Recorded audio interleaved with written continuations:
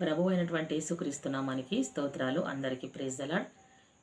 ఈ దినము గణతంత్ర దినోత్సవ సందర్భంగా భారతదేశ ప్రజలందరికీ ప్రభు అయినటువంటి యేసుక్రీస్తు నామంలో వందనాలు తెలియజేస్తున్నాను. గలతీ పత్రిక 5వ అధ్యాయము 1వ వచనంలో చూసుకున్నట్లయితే, ఈ స్వాతంత్రము అనుగ్రహించి క్రీస్తు మనలను స్వాతంత్రాలుగా చేసి ఉన్నాడని వాక్యం సెలవిస్తుంది. ఏ స్వాతంత్రమో చూసుకుందాం మనం ఇక్కడ. కాబట్టి మీరు స్థిరముగా నిలిచి మరలా దాస్యమును కాడి క్రింద చీకుకొనకుడి అంటున్నాడు. స్వాతంత్రం ఇచ్చిన క్రీస్తుల ప్రభుల వారు ఏమని సెలవిస్తున్నాడంటే, ఇక్కడ దాస్యం అనే కాడి కింద చిక్కుకొనకుడి అని అంటున్నాడు. దాస్యము అనగా మనము చేసే పాపపు శాపము కాడి కింద మనం ఉన్నట్లు. ఆ పాపపు కాడి కింద మనం ఉంటున్నప్పుడు క్రీస్తు ప్రభుల వారు లోకంలోకి వచ్చి తన స్వరక్తం ఇచ్చి ఆ పాపమునంతా కొట్టివేసి మనలను ఆ దాస్యం అనే కాడి కింద నుంచి విడిపించి ఆయన మనకు స్వాతంత్రాన్ని అనుగ్రహించాడు, స్వేచ్ఛను అనుగ్రహించాడు.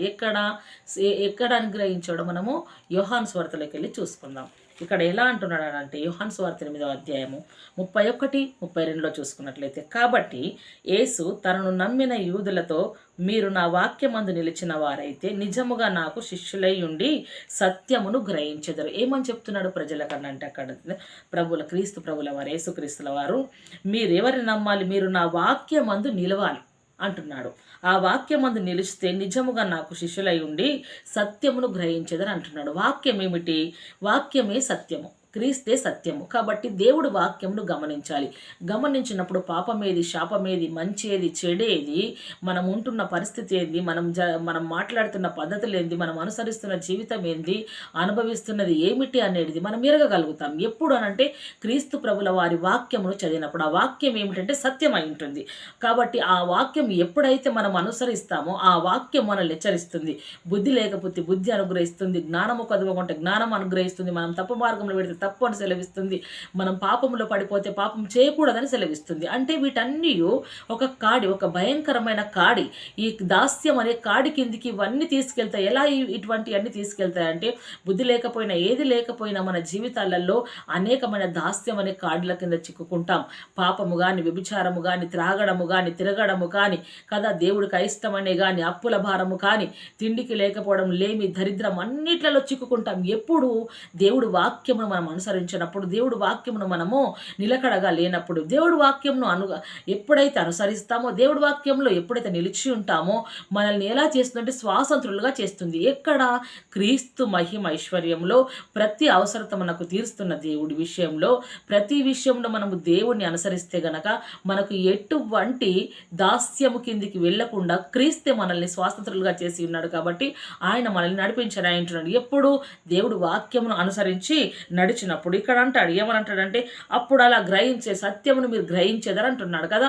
సత్యమును గ్రహించడము అని అంటే దేవుడిని గ్రహిస్తాం మనం. ఆయన జీవము కలిగిన దేవుడు అయి ఉంటున్నాడు. విడిపించిన దేవుడు. దేది మాన్యమైనవో, ఏవి సత్యమైనవో దేవుడు మనల్ని తెలుసుకోమని వాక్యం సెలవిచ్చింది. కాబట్టి అలా తెలుసుకొని మనం క్రీస్తులో నడిచినప్పుడు మనం సత్యమును గ్రహిస్తాం. సత్యమేది, అసత్యమేది, నిజమేది, అబద్ధమేది, పొరపాటేది, మనం మంచి జరిగిస్తున్నాము అనేటి గ్రహింపు మనకు వస్తుంది అన్నట్లు. ఎప్పుడు? దేవుడు వాక్యము లోతైన మర్మాన్ని మనకు బయలుపరుస్తుంది, లోతైన మర్మాన్ని విన్నట్లు చేస్తుంది మనకు కదా. కాబట్టి ఇక్కడ చూసుకున్నట్లయితే దేవుడు వాక్యం సెలవిస్తుంది, అప్పుడు సత్యము మిమ్మల్ని ఎలా చేస్తుందట? అప్పుడు సత్యం మిమ్మల్ని స్వాతంత్రులుగా చేయునని చెప్పగా. హరిలో ఎప్పుడు? దేవుడి వాక్యమును సత్యమును మనము గ్రహించినప్పుడు, దేవుడు వాక్యము విన్నప్పుడు సత్యమును గ్రహిస్తాం. సత్యమును గ్రహించినప్పుడు ఆ సత్యం మనల్ని ఎలా చేస్తుంది? స్వాతంత్రులుగా చేస్తుంది. అంటే మనము దాస్యం అనే కాడి కింద చిక్కుకోము, దాస్యం అనే కాడి కిందికి మనం వెళ్ళము. ఎందుకు? సత్యమును మనం గ్రహించున్నాం. ఆ సత్యమే మనల్ని స్వాతంత్రులుగా చేసింది. ఏ పాపానికి, ఏ శాపానికి, ఏ దురలవాట్లకు, దేనికి మనము బానిసలు కాకుండా, దేనికి తల దించకుండా మనల్ని స్వాతంత్రులుగా చేసింది కదా. వీటన్నిటిని చూసినట్లయితే మనము ఒక విషయం జ్ఞాపకం వస్తుంది. ఇవన్నీ చేసే ముందు కూడా మనం ఏమి చేయాలని మొట్టమొదటిగా దేవుడు ప్రభుల వారు కోరుకుంటున్నారంటే, మనము దేవుడు వాక్యమును గమనించాలి. గమనించినప్పుడు మనం ప్రార్థించగలుగుతాం. ప్రార్థించినప్పుడు ఎలా ప్రార్థిస్తాం? మనము మన కొరకే ప్రార్థిస్తున్నామా, మన కుటుంబాల కొరకే ప్రార్థిస్తున్నామా? మరి దేవుడు మన దేశాన్ని మన ముందు పెట్టాడు. మన దేశం గురించి మనం ప్రార్థిస్తున్నామా? మన దేశం గురించి మనం ప్రార్థించాలి. ఎందుకు? దాస్యం అనే కాడి కింద చిక్కుకొనకుండా మన దేశం గురించి మనం ప్రార్థించాలి. మన గురించి మనం ప్రార్థించాలి. ఎలా అనంటే స్వాతంత్రం మనకొకరికి కాదు, స్వాతంత్రం యావత్ భారతదేశ ప్రజలకే కాదు, యావత్ ప్రపంచానికి అనుగ్రహించాడు. కానీ మనము ఉంటున్న ఈ స్వాతంత్రం, మనకు కలిగిన ఈ స్వాతంత్రము మన దేశ ప్రజలకు ఈ స్వాతంత్రము కలగాలి. మన దేశ ప్రజలు కూడా పాపం అనే శాపం అనే కాడి నుంచి, దాస్యత్వం నుంచి విడిపించబడాలి అని మన దేశ ప్రజల కొరకు కూడా ప్రార్థించాలి. ప్రభుల వారు సెలవిచ్చారు, నీవు సుఖముగా నెమ్మదిగా ఉండి నిమిత్తం రాజుల కొరకు అధికారుల కొరకు ప్రార్థించండి అని చెప్పాడు కదా. కాబట్టి మనము సుఖంగా ఉండాలి, నెమ్మదిగా ఉండాలంటే మన దేశం బాగుండాలి, మన చుట్టూ ఉన్న పరిస్థితుల వాతావరణం బాగుండాలి, మన ప్రజలందరూ బాగుండాలి. అప్పుడే మనం బాగుంటాం.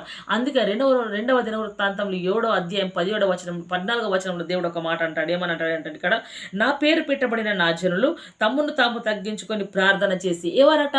దేవుడు అంటున్నాడు. దేవుడు పేరు పెట్టబడిన మనం ఉన్నామే, మనం ఎలానట? మనల్ని మనము తగ్గించుకునాలి, నిజముగా తగ్గించుకునాలి. దేవుడు గొప్పవాడని దీన మనస్సు కలిగి ఆయన ఎదుటకు మనం వెళ్ళాలి. వెళ్ళినప్పుడు ఇక్కడ అంటున్నాడు, ప్రార్థన చేసి నన్ను వెతికిన ఎడల ఏం వెతకాలి? క్రీస్తుని వెతకాలి, క్రీస్తు సత్యమును వెతకాలి కదా, దేవుడు వాక్యమును వెతకాలి. ఎప్పుడు? మనల్ని మనము తగ్గించుకొని క్రీస్తు వాక్యాన్ని వెతుకుతూ ఆయనను వెతికినప్పుడు ఇప్పుడు అంటున్నాడు ఏమని? తమ చెడు మార్గములను విడిచిన ఎడల.